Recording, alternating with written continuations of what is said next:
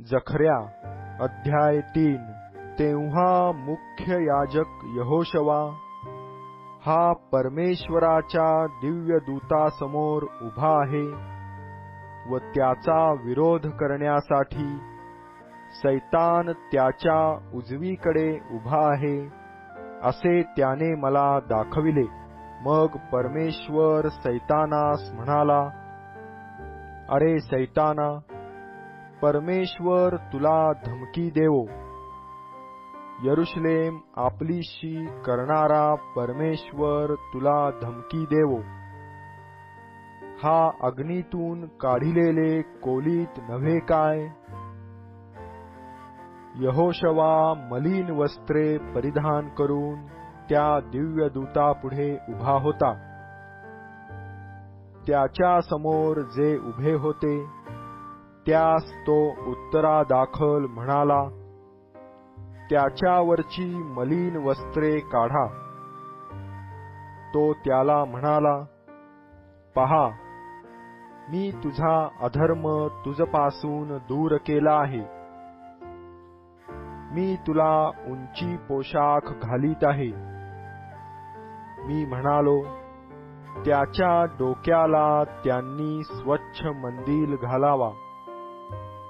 तेव्हा त्यांनी त्याला स्वच्छ मंदिल व पोशाख घातला आणि परमेश्वराचा दिव्यदूत जवळ उभा होता।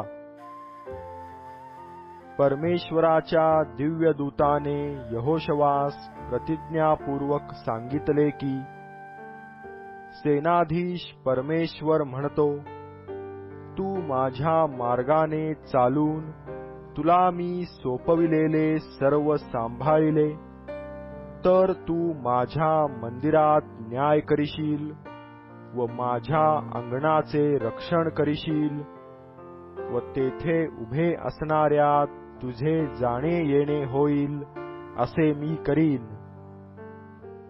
आता हे मुख्य याजका यहोशवा, तू व तुझबरोबर बसणारे तुझे सोबती तुम्ही ऐका। ती मनुष्ये चिन्हादाखल आहेत। पहा, मी माझा सेवक जो कोंब त्याला आणितो। मी यहोशवा पुढे ठेविलेला चिरा पहा।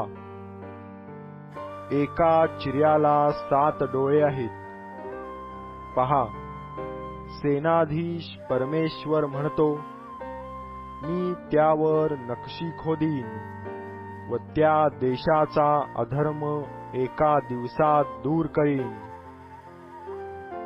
सेनाधीश परमेश्वर म्हणतो, त्या समयी तुम्ही प्रत्येक आपल्या शेजाऱ्यास द्राक्षीच्या वेलीखाली व अंजिराच्या झाडाखाली येण्याचे आमंत्रण कराल।